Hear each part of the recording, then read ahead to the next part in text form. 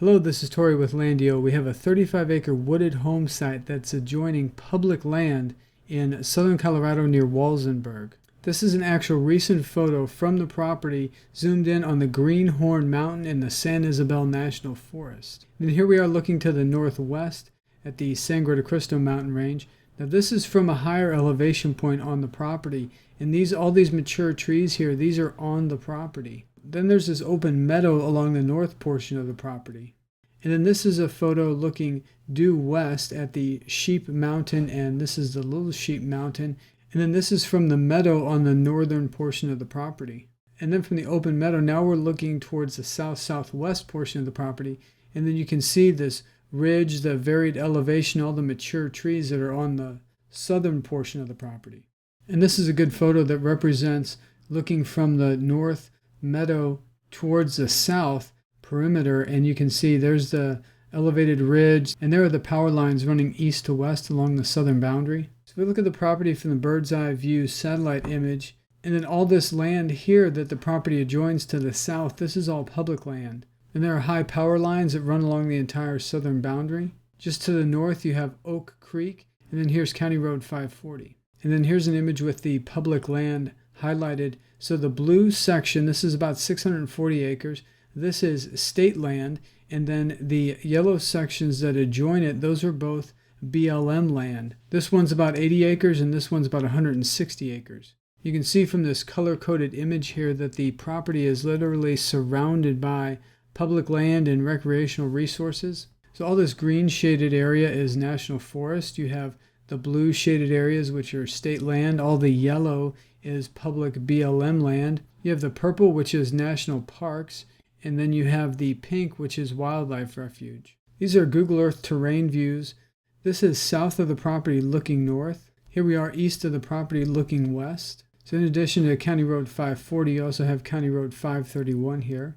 This is north of the property looking south. So this gives you a really good perspective with the varied terrain. You have the open meadows, but then also the mature trees. Then you can also see the lay of the public land that the property adjoins to the south, which also has lots of mature trees. And then south of the property you have the Silver Mountain, Mount Mestas, Rough Mountain, the Spanish Peaks. And then what several of the neighbors have done that own property along this ridge is they will build where the open meadow meets the mature trees, and the elevation starts to go up into the ridge a little bit, which we'll show you in some of these photos. Here we are west of the property looking east. Walsenburg is just about a 37-minute drive from the property.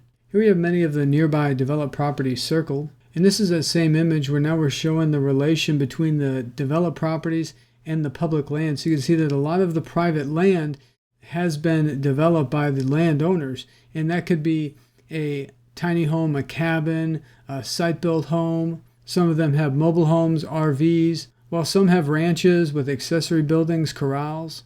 This is the plat map where we have the parcel identified in green. And if we zoom in on that plat map, you can see the public land identified. And then also where it notes that there is a 20-foot access and utility easement along all sides of all lots. Then here's a digital version of that plat map with those easements identified in red. So it's 20 feet around the entire perimeter of each parcel. So where there's adjoining parcels, that would be 40 feet wide. Looking at some of those nearby developed properties, this neighbor is about a little less than half a mile to the west. This is County Road 531. This neighbor is about a quarter mile from the north portion of the property. This is Oak Creek right there. They have what appears to be a small cabin. And here's another photo of that property. And then up the hill, we have another neighbor that's built. They have a nice newer log home.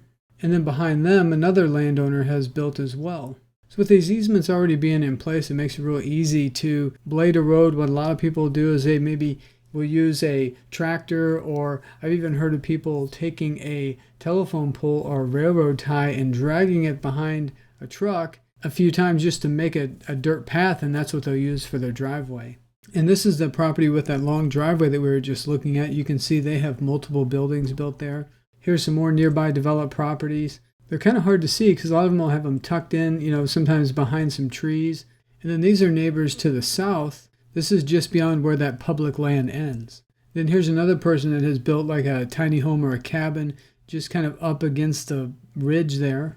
The property elevation is around 7,000 feet, at the open meadow area, and then about 7,200 feet kind of at the peak of the ridge. And there were also fresh wildlife tracks and animal droppings on the property. From the property, you're only about 10 miles to Gardner, Colorado, and in Gardner there's a post office, there's a school, there's a cafe, there's groceries, and a church. You're about 30 minutes to the Bandito Cone in the San Isabel National Forest. This is a map from the U.S. Forest Service. You can see there's the Bandito Cone. Here's the 35 acres right here. And then that is the Greenhorn Mountain in the San Isabel National Forest. So we went up into that Bandito Cone area. So here we are close to the Greenhorn Mountain in the San Isabel National Forest. There's the actual Bandito Cone. This is a view of the mountains from that area around the Bandito Cone. This is looking south, and then this is looking to the west-northwest. Then you're only 37 minutes to Walsenburg. Walsenburg is a town of about 3,100 people. It's the county seat of Huerfano County where the property is located. So in Walsenburg, you're going to find, shopping, dining, groceries, supplies. There's a hospital there. There's an emergency room with a level 4 trauma center. There is the Colorado State Veterans Home. There's specialty medical clinics. Here's the school in Walsenburg. There's also a golf course. Then you're only 46 minutes to the Lathrop State Park. The Lathrop State Park has 2 lakes. It's about 1,600 acres. It's Colorado's first state park.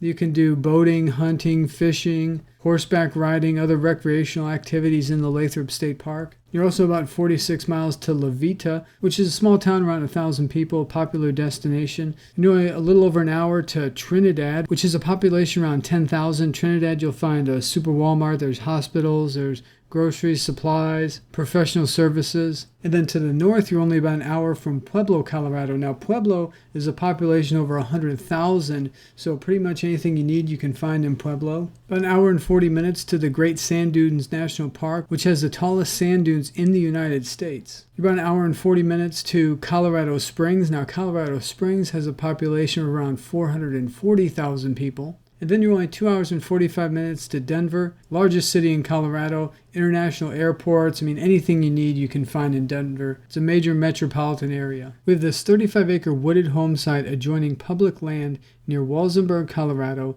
priced at just $39,900. All the property details are listed here on our website.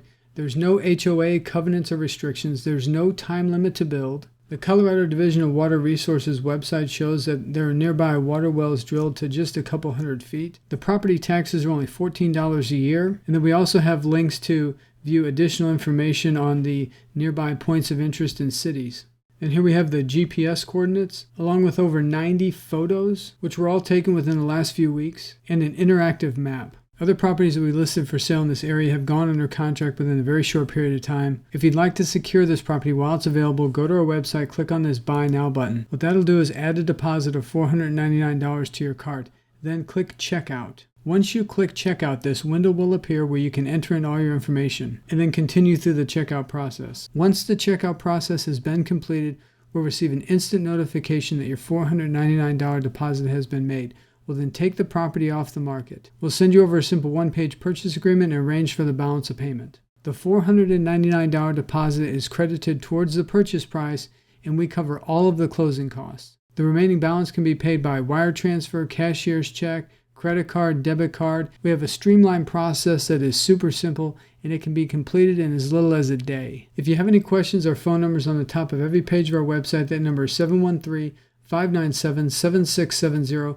That number also receives text messages. We have this live chat feature on our website where you can communicate with us in real time. We try to be available as often as possible. If we're not available for whatever reason, please send us a message and we'll respond to you at our next availability. We also have this contact form on our website you can fill out, or you can send us an email directly. Our email address is hello@landio.com. And as always, we really appreciate you taking the time to watch this video, and we greatly appreciate if you'd share our website with all your family, friends, and colleagues. Thank you and have a blessed day.